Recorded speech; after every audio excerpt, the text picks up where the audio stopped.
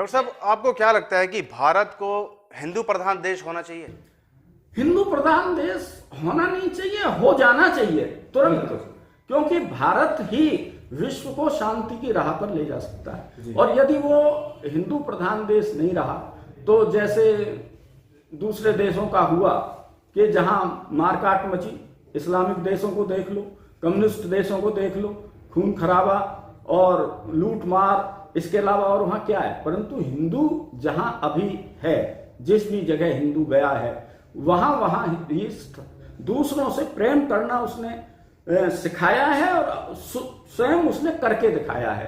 परंतु दूसरे मत के लोग जहां भी गए हैं, रिफ्यूजी बन के गए हैं। जिस टीचर को फ्रांस में जिसकी हत्या की गई धर्म के नाम पे, उस टीचर ने रिफ्यूजियों को आने के लिए वकालत की, उनके लिए आंदोलन किए, झंडे उठाए और उसी व्यक्ति को उन्होंने मारा। परंतु हिंदू धर्म का ऐसा एक भी उदाहरण नहीं होगा। कोई हिंदू कहीं गया, वहां उन्होंने बड़े बड़े मंदिर स्थापित किए, प्रेम से आपस में लोगों को रहना के लिए सीख दी और खुद वो प्रेम से रह रहे हैं, घुल मिल गए, लोग आदर सम्मान करते हैं। कितने विदेशियों ने हिंदू धर्म को अपना लिया, इस्कॉन के माध्यम से हजारों लाखों करोड़ों लोग मतलब आज हिंदू जीवन पद्धति को अपना कर जी रहे हैं। आज भी है। अभी सोहना में है, अभी आप सोनीपत में देख लो या रेवाड़ी में देख लो, कुछ मुसलमान परिवार थे, उन्होंने खुद कहा है कि जो हमारे पूर्वज थे हमारे हिंदू ही थे, लेकिन औरंगजेब के चक्कर में आके उन्होंने मुस्लिम धर्म जो है अपनाया। तो ये कहीं ना कहीं इनको भी मालूम है कि हिंदू की ही है ये जो। मैं आपको इसका एक उदाहरण देता हूँ। यहाँ पलवल से इधर बल्लभगढ़ से यदि मथुरा की तरफ जाते हैं तो रास्ते में एक कैली गांव आता है, उसके सामने एक कंधावली गांव आता है मुसलमानों का, कंधावली गांव। और उसके आगे यदि हम और सीधे चले जाए उसी रोड पर तो बघौला गांव आता है। तो बघौला में एक सरपंच थे, बहुत पुरानी बात है औरंगजेब के समय की। उसके 4 पुत्र थे। एक पुत्र जो बड़ा पुत्र था उसको किसी तरह इस्लाम में उसको वो ले गए लोग कि उसको कहा कि तेरे ऊपर तो हमने पानी के छींटे डाल दिए, तेना हमारा ऐसे भाप आ गई है खाने की, तुझे तू तो मुसलमान बन गया। और कुछ लोगों ने उसको कहा कि अच्छा इसको तो मुसलमानों को बाहर करो।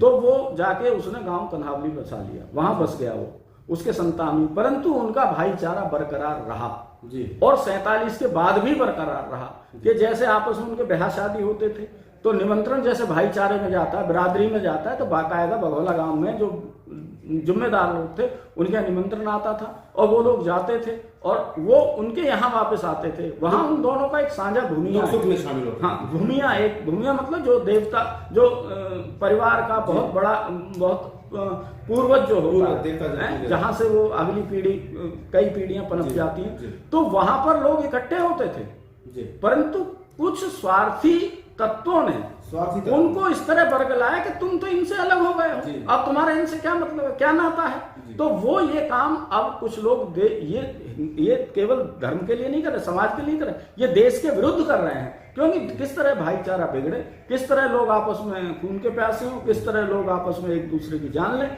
तो इस काम के लिए लोग लगे हैं। सरकार को ही नहीं, समाज को इसके लिए जागरूक होना पड़ेगा। सरकार कहां तक किस के पास हस्तक्षेप करना पड़ेगा, क्योंकि इसी देश ने इनको रोजी रोटी दी, बाल बच्चे दिए, पूरी जिंदगी मेहनत की, यही का कार्य है और इसी देश के खिलाफ ये जहर उगल रहे हैं। तो कहीं ना कहीं सरकार को भी हस्तक्षेप करना चाहिए। डॉक्टर साहब, सरकारें आती रहेगी, सरकारें जाती रहेगी। जिस तरह से सरकार ने भी जो हिंदुओं का त्यौहार है, दिवाली सबसे बड़ा त्यौहार माना जाता है, इस पे आतिशबाजी पटाखे को लेकर जो निर्णय लिया है, क्या सही है या गलत है? क्योंकि आज भी आज मानोगे रोज 40,000 सिगरेटें फूकी जाती है इस देश के अंदर। क्या उससे पोल्यूशन नहीं होता? या जो मोटर व्हीकल चल रहा है या जो अनऑथराइज जो कंपनी चल रही है, क्या उससे पोल्यूशन नहीं होता? तो सिर्फ हिंदू के त्योहारों पर ही ऐसा घात क्यों लगाया सरकार ने? इसमें बड़ी हास्यास्पद बात है, आज तक कोई स्टडी नहीं हुई कि पटाखों से कितना पोल्यूशन होता है। परंतु पटाखों पे बैन लगाना सबसे बड़ी बात हो जाती है, क्योंकि एक फैशन हो गया और कमजोर आदमी में सब लोग उसका उपहास करते हैं। कमजोर आदमी पे सब लोग अपनी बात लादते हैं। यदि कोई गिर जाए तो उसमें 2 लात और लगाते हैं। यही स्थिति आज हमारे समाज की है कि जो भी कोई देखा, क्योंकि बोलेगा नहीं, हिंदू कभी बोलता नहीं, हिंदू चुपचाप सुनता है। भाई पटाखों पे बैन है, ठीक है, मान लिया, आप बनने क्यों देते हो पटाखे?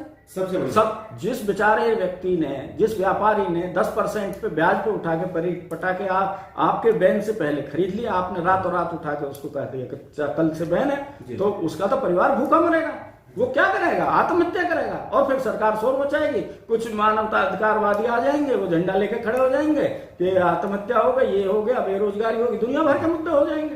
तो इस पे या तो वैज्ञानिक तरह से स्टडी कराई जाए, और या फिर पटाखे बनने से पहले ही बैन कराया जाए कि अभी बनेंगे ही नहीं तो छूटेंगे नहीं। और वो केवल नवंबर तक क्यों, 1 दिसंबर तक क्यों नहीं, 1 जनवरी तक क्यों नहीं बैन होने चाहिए?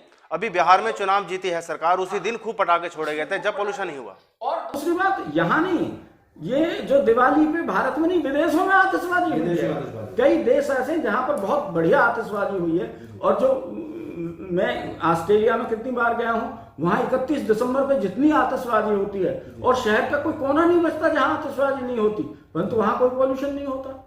ये इसका एक वैज्ञानिक आधार होना चाहिए।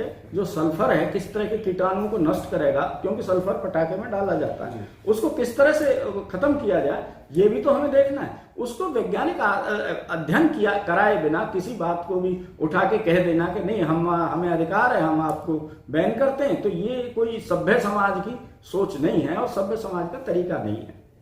सभ्य समाज का तरीका नहीं है, कहना है डॉक्टर साहब का। खैर, इनसे हम और भी बातें होती रहेगी, अगले मुद्दे पर इनसे बात करेंगे। और देखते रहिए आप हमारे साथ खबरें एनसीआर, क्योंकि जिस तरह दर्शकों हम लोग आपके सामने आ रहे हैं, हिंदुत्व का मुद्दा लेकर आ रहे हैं, ऐसे कई मुद्दे आपके सामने लेते रहेंगे।